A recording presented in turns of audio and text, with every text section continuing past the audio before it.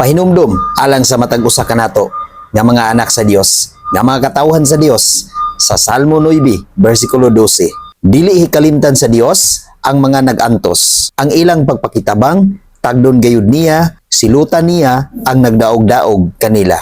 Mao kana ang angay nato nga hinumduman mga igsoon, nga ang Ginoo dili gayud mahikalimot sa atong mga pagsampit kaniya, sa atong mga yangungo kaniya, sa atong mga pag-ampo kaniya. Dili gayud kalimtan sa Ginoo igsoon ang atong mga pag-antos dinhi sa kalibutan. Dili baliwala sa Ginoo igsoon ang atong pagpangayo og pakitabang ngadto kaniya.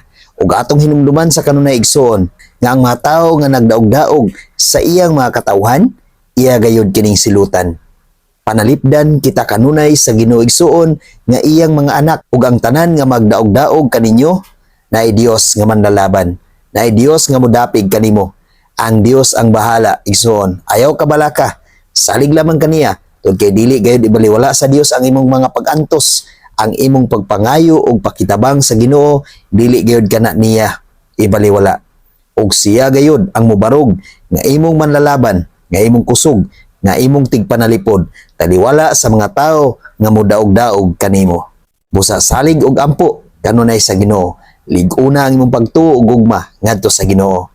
God bless sa tanan.